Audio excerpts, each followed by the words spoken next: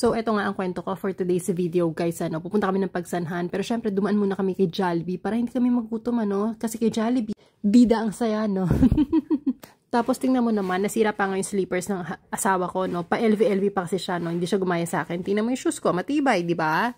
O ano ngayon? Kamusta naman ang sleepers mo dyan? Sabi ko kasi sa kanya, mag-couple shoes na lang kami. Kasi good to, hindi nahuhubad. Tapos matibay, hindi katulad ng sleepers na yan. Alam mo guys, ang tagal ng biyahe papunta dito sa Pagsanhan. Tapos yung boat ride din, medyo matagal, nakakapagod siya.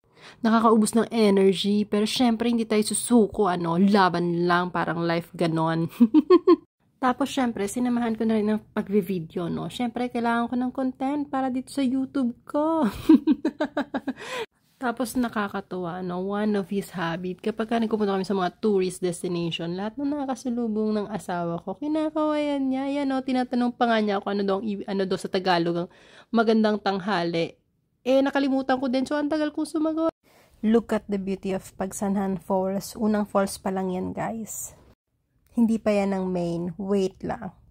Medyo malayo pa yung main falls from the first falls. So, babiyahe pa ulit kayo ng boat. Tapos, ayan na nga. Ayan na yung main falls niya. Konting lakad lang. Tapos, dyan sa may pagbaba dyan, meron dyang balsa. Doon kayo sasakay, papunta sa falls. Tapos, pagka tinamaan ka ng falls, sobrang refreshing talaga. Tapos, swerte daw yan, I heard, pag tinamaan ka. Yun lang, guys. Bye. Goodbye. Bye.